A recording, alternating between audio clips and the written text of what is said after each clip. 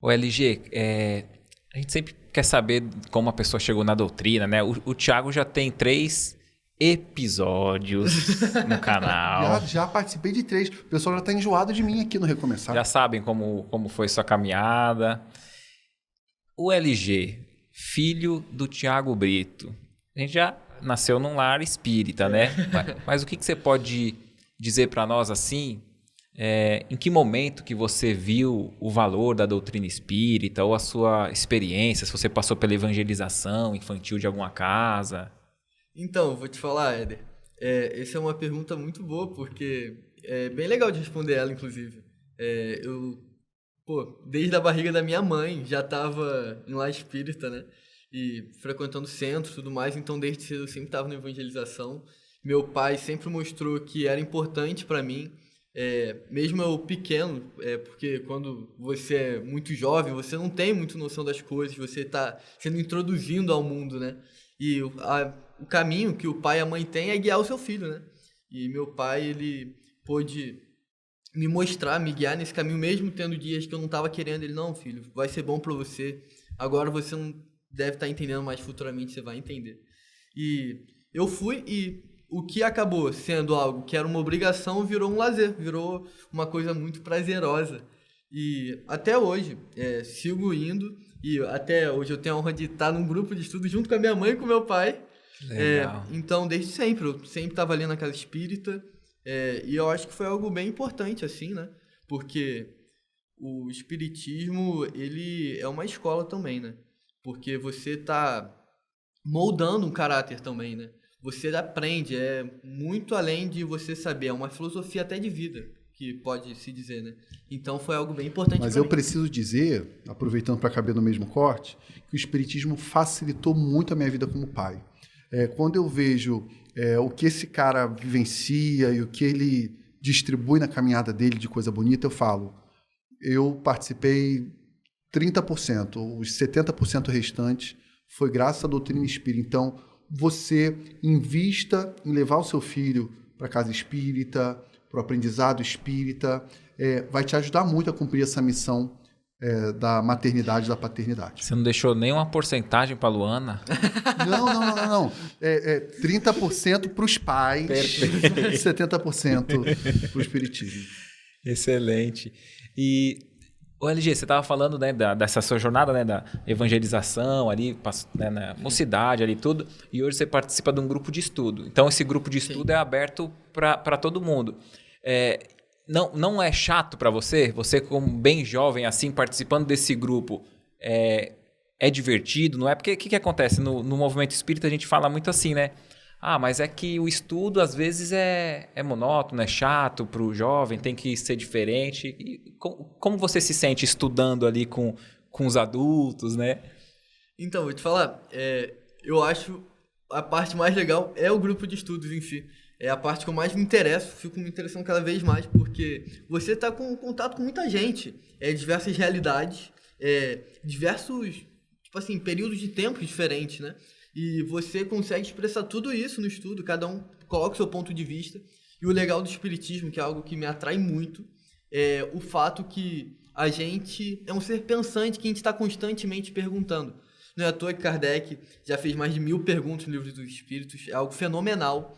E você buscar essa questão de perguntar para ter respostas, e com essa troca que você tem no grupo de estudos, olha como que é a parte mais legal. Quando junta tudo isso, você chega na resposta que o Espiritismo traz. Então, é muito legal, uma vivência única. Então, você tem contato com várias pessoas, experiência. Então, e é uma honra gigante, né? Você está compartilhando tudo isso com diversas pessoas. Thiago, e para você, né, que tá lá com teu filho, com a sua esposa ali na reunião, como que fica o coração de um pai, hein? Vou falar rápido para não chorar. É muita gratidão, né? Eu sinto que talvez eu traga de outras encarnações esse sonho de constituir uma família. Sempre senti isso. Engraçado, quando eu era criança, eu brincava de carrinho e eu imaginava que eu estava dentro do carrinho com esposa, filho, cachorro. E eu sempre tive muito isso no meu subconsciente, assim. E E aí veio isso acontecer na casa espírita, e a gente está numa casa espírita moderninha, que é o Jefa, Grupo de Estudos Espíritas Francisco de Assis, na cidade de Nova Iguaçu.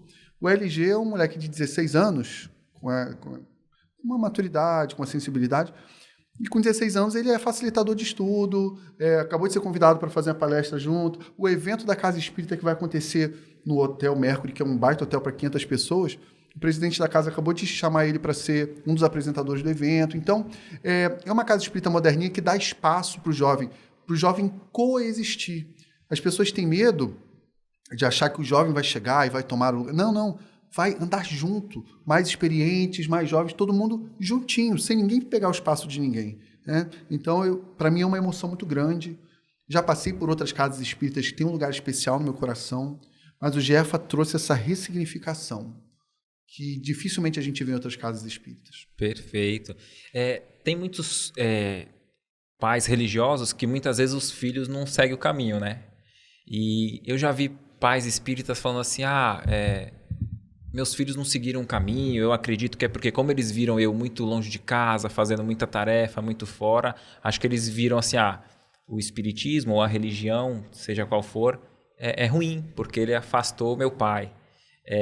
Você não perdeu o amor pela doutrina, acredito, vivenciando isso, né? Vendo o seu pai viajando, fazendo show, as palestras, e como que você se sente com relação a isso? Então, vou ser bem sincero aqui. Eita, vai lavar a roupa suja. Eu compreendo essa parte, que é muito importante, sem dúvidas.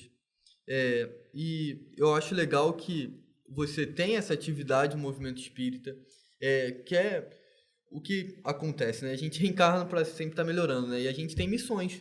E o fato de você compreender essa missão, o fato de você colaborar, você compreendendo isso se torna tudo mais fácil. Então, eu compreendendo a questão do meu pai, ele tá envolvido nisso, facilitou muito. Mas, ao mesmo tempo, é óbvio que eu quero ter o meu pai juntinho comigo todo final de semana.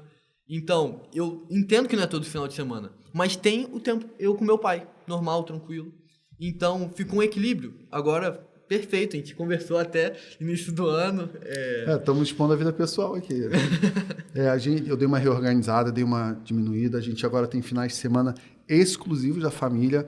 E aí fica um corte para o trabalhador espírita. Isso, é lógico, porque, desculpa, minha pergunta não é para entrar em nenhuma questão pessoal, assim, não, né? Imagina. Eu digo porque é uma realidade e a solução que vocês encontraram, o diálogo, serve de exemplo para quem está no... Trabalhador espírita, a gente tem um anseio de precisar se melhorar, de precisar praticar o bem, e aí de repente a gente mergulha a fundo, só que tem uma outra missão importante, que é a missão familiar, que é o reencontro com essas almas. Então, a gente precisa equilibrar. Você enfiar a cabeça dentro do centro espírita e deixar o lar de lado, aí você também está falhando de outra forma. Então, hoje a gente equilibra mais, né, filho? Mas eles também precisaram entender que o Tiago não reencarnou só para ser pai do Luiz Gustavo, para ser esposo da Luana, para ser filho da Norma, não. O Tiago reencarnou também com outras tarefas, né? Mas a busca pelo equilíbrio, ela não para. Eu vou continuar buscando esse equilíbrio. Então, trabalhador espírita, pega essa dica aí, hein? O que você achou desse corte? Coloca aqui nos comentários a sua opinião sobre esse tema. Para ver o episódio completo, é só pesquisar Recomeçar Podcast Espírita. E caso tenha ficado alguma dúvida sobre a doutrina espírita, é perfeitamente normal. Procure ler as obras de Allan Kardec.